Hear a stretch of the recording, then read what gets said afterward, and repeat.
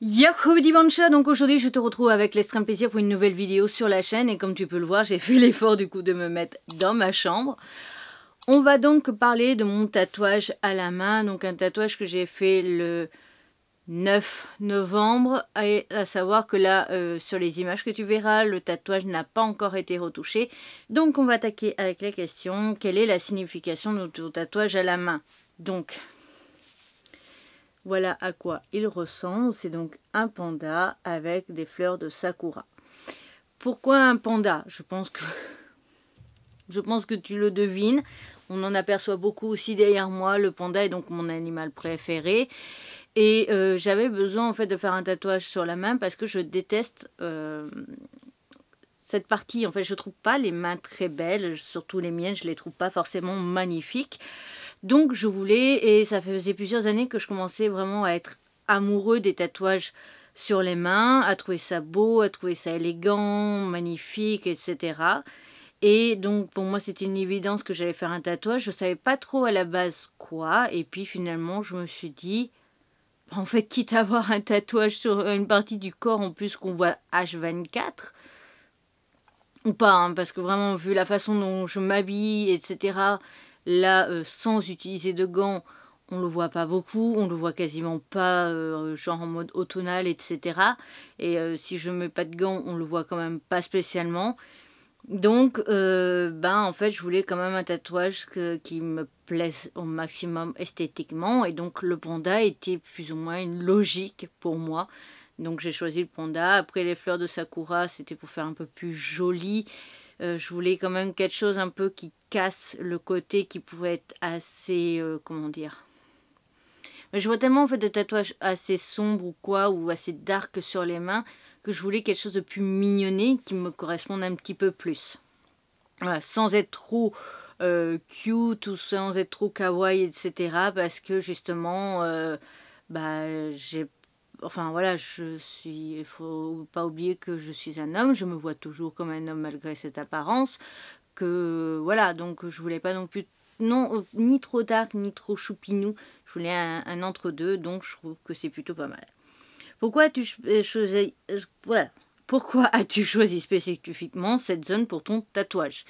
Comme je l'ai dit, je voulais un tatouage de panda. Alors oui, j'ai mon verre de bubble tea ici de tatouer, mais comme c'est une zone que je vois quasiment jamais, je voyais pas en fait le problème à avoir par exemple deux tatouages de panda sur moi, sachant que il se peut potentiellement qu'un jour il y ait un troisième panda sur mon corps.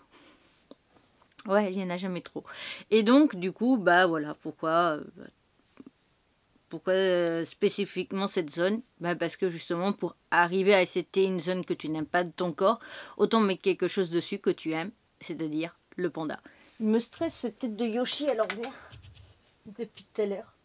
En plus, on voit pas du coup les ours qui sont derrière. L'ours blanc d'ailleurs qui est potentiellement en train de se casser la gueule sur l'ours brun. Tout va bien. Ensuite, quel est le style artistique de ton tatouage? Je ne sais pas si ça a vraiment un style en particulier. Bon, fleuri peut-être, parce qu'il y a des fleurs et des pétales. Le pétale qui est là, d'ailleurs. Voilà, mais je ne saurais pas dire. 4. Est-ce que ton tatouage a une histoire personnelle ou un événement associé? Alors, il faut savoir que les pandas, voilà, c'est un animal qui me parle. Et aussi, en même temps, ça, comment dire, je trouve que depuis que je l'ai, quand il y a des moments où ça va pas trop, où ça baisse un petit peu au niveau du mental, je le regarde et comme j'ai vraiment une fascination sur les pandas, ça me rappelle par exemple le zoo de Beauval, etc. Ça me rappelle des vidéos que je peux voir sur Insta ou autre. Donc ça a tendance du coup à me relaxer un petit peu, donc voilà. Après, est-ce qu'il a vraiment une histoire? Non, c'est le seul vrai tatouage que j'ai fait plus esthétiquement, même si du coup, il y a quand même un truc de l'adoration du panda, le fait que le panda est l'animal qui me représente, le fait que j'ai des oreilles de panda pour mes réseaux sociaux parce que c'est mon signe distinctif, etc. Donc oui. 5. Comment as-tu choisi le design du tatouage à la main? En fait, j'ai trouvé deux images Enfin, j'ai cherché sur internet tatouage panda et j'ai regardé deux images qui m'ont plutôt marqué et plu. je les ai envoyés à Thomas, mon tatoueur, et je lui ai dit donc de faire ce qu'il pouvait parce que je savais que, ma main, la main, on ne peut pas faire forcément tout ce qu'on veut, je pense, et de deux, ma main est toute petite. Elle est vraiment toute petite. Là, j'ai pris des gants pour la muscu, c'est du XS, donc voilà. Est-ce que tu as rencontré des défis liés à la douleur lorsque le processus de tatouage à la main? Oui. Alors, on va juste utiliser le pinceau pour que ça soit plus précis. Cette partie, la partie extérieure du tatouage, donc côté petit doigt, tout ça là, ça m'a fait mal. Pour là, bah, ça va être toute cette... Ça fait le focus sur moi. Toute cette partie en fait là extérieure aussi. Donc on a fait ça et là et ouais, c'est surtout les fleurs en fait, c'est les bordures.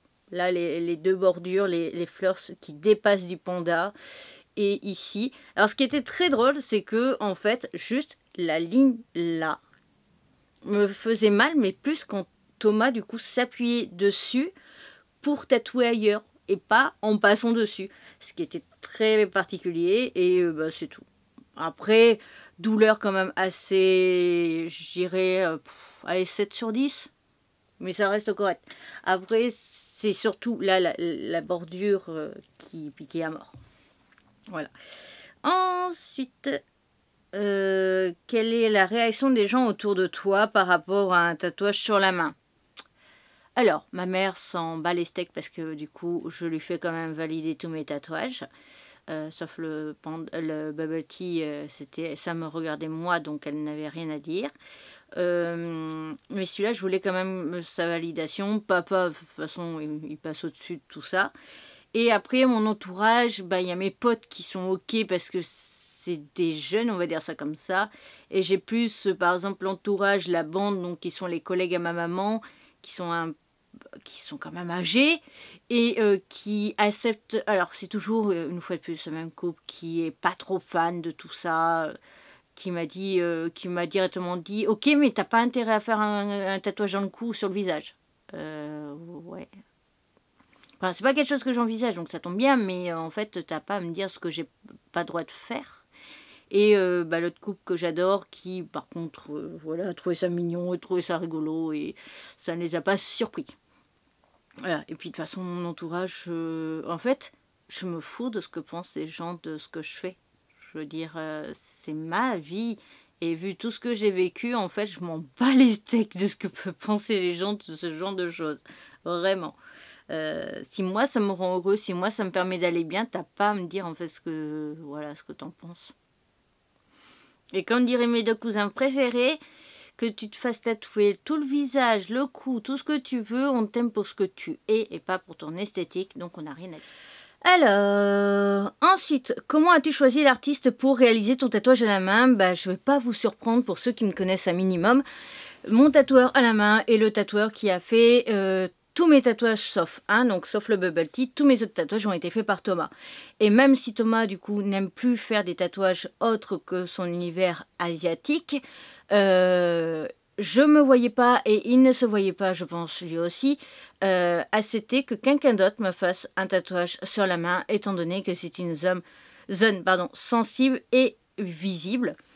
Mais par la suite, je pense très prochainement, alors, changer de tatoueur, oui, avoir des tatouages de d'autres personnes, mais des personnes travaillant au shop de Thomas ou que Thomas connaît, comme je l'avais déjà expliqué. Je veux que ce soit des tatoueurs que Thomas connaît ou me recommande parce que au moins ils sont safe. Bon, on voit pas le panda, mais c'est un panda qui est derrière. Combien de temps as-tu pris pour décider du tatouage spécifique? Ben, je sais que j'ai l'idée depuis quasiment après Covid. Voilà. Je savais que j'allais faire un tatouage de panda. Je savais que j'allais faire ce tatouage par rapport aux inspirations, aux deux images inspirées. Et du coup, ben voilà, après j'ai juste dit plus tard, j'ai le temps, etc. Et puis là, j'en avais un peu marre de voir mes mains, de ne plus les apprécier, etc. Et donc, du coup, je me suis dit, pourquoi pas. Question 12, du coup, comment évolue ou a évolué ton tatouage au fil du temps? Ben pour l'instant, il n'a pas beaucoup évolué parce que je ne l'ai... Voilà, il est frais et je ne pense pas le modifier ou quoi de ce soit. Et après, on verra s'il tient bien ou pas. Mais vu que là, ça fait déjà 2 mois quasiment... Non, novembre, décembre, janvier. Ça fait 3 mois que je l'ai. Je pense que si les couleurs avaient dû partir ou quoi que ce soit ou mal tenir, ça serait déjà le cas. Donc pour l'instant, il a l'air de bien tenir sur la main.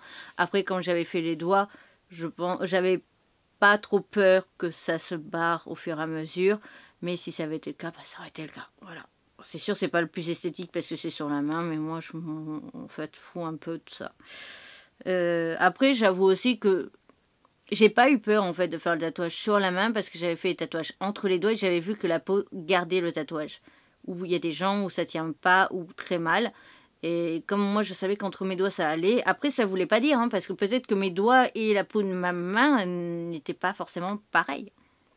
Alors la question 13, je la trouve plutôt pas mal. Est-ce que ton tatouage a une signification différente pour toi maintenant ou par rapport au moment où tu as décidé de le faire? Où j'ai eu l'idée du tatouage. Non, la signification n'a pas changé. Alors, je vous ai dit un peu l'esthétique, pourquoi cette apparence, pourquoi ce choix, etc. Mais je ne vous ai pas dit en fait la signification qu'il y a derrière qui est vraiment cachée. Le choix de pourquoi ce panda, pourquoi du coup des fleurs, etc.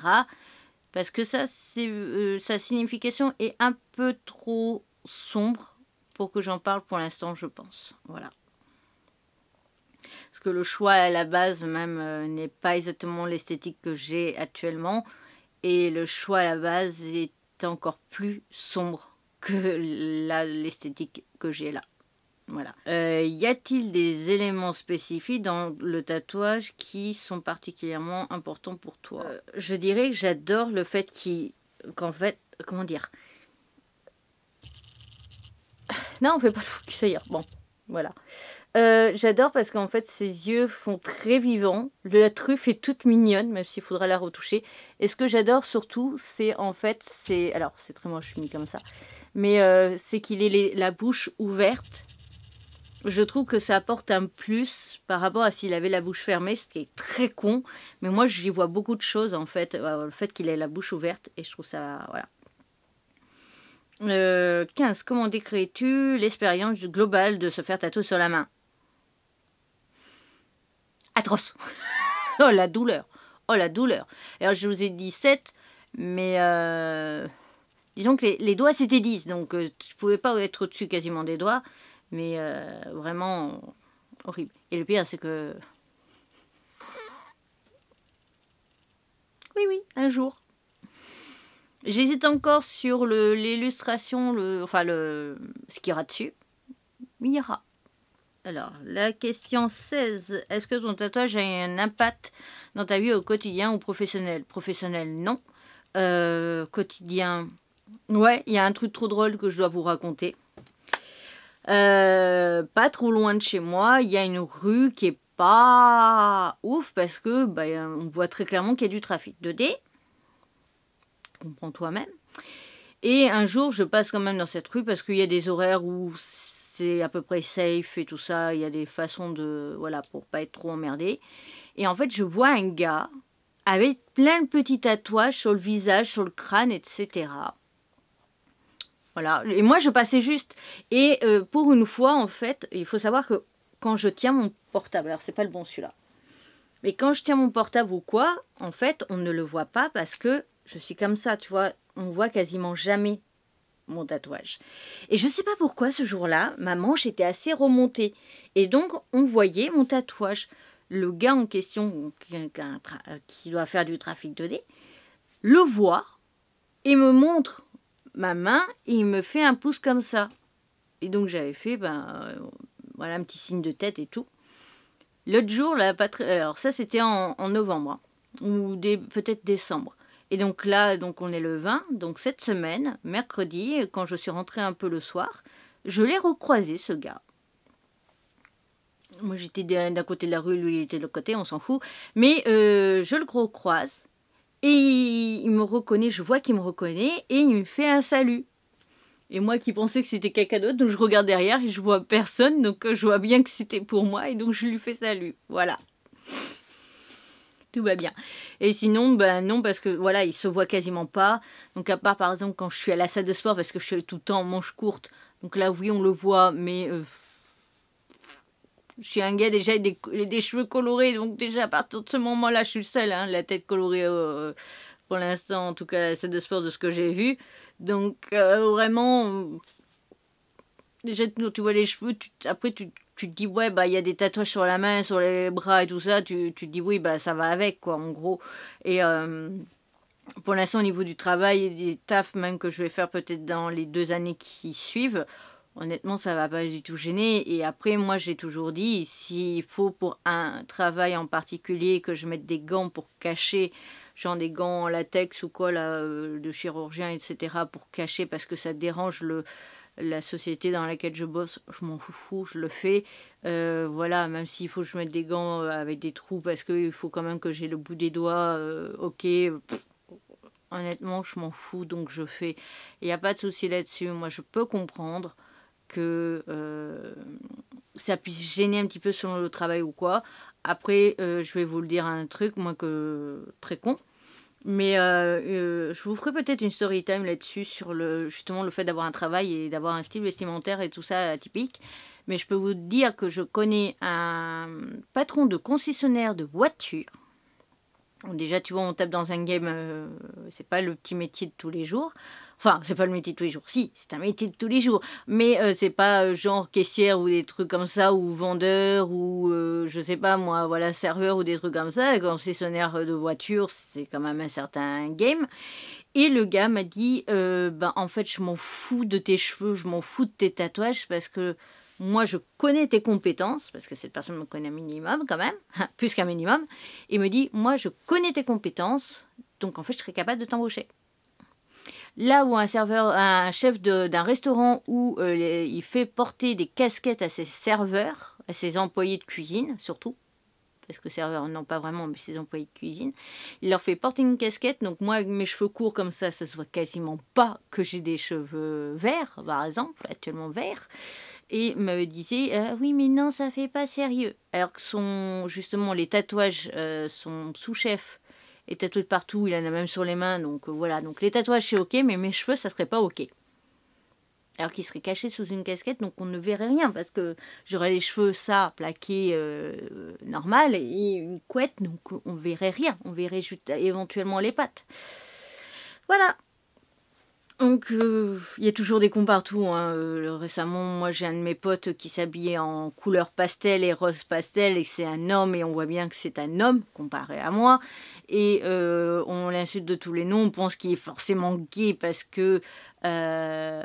ou qui refuse son côté masculin et tout ça parce qu'il porte du rose ou qu'il porte des couleurs pastel. Voilà, il y a toujours des cons partout et il y a des gens qui surkiffent son look et moi j'en fais partie le premier. Mais voilà, donc tu peux trouver un restaurant. Moi je connais un restaurant où le gars il avait un style vestimentaire assez atypique. Il était jeune, il avait un tatouage sur la main et pourtant tous les serveurs étaient en costard cravate. Enfin pas cravate mais costard et gilet. Chemise et gilet. Et c'est ok. Et à côté, tu as le restaurant d'à côté qui est plus familial, qui est plus convivial et compagnie, qui lui va te dire ben non, en fait. Donc, comme quoi ça ne veut rien dire. Bref, je me suis un petit peu égarée là-dessus. 17. Quel conseil donnerais-tu à quelqu'un qui envisage de faire un tatouage à la main? Déjà, premièrement, je vais passer pour un vieux aigri. Genre 50 ans. Mais je trouve qu'il y a beaucoup de gens qui font des tatouages à la main en étant giga jeunes. À peine majeurs, genre 22, 23 ans, etc. Et n'ont pas encore construit leur vie.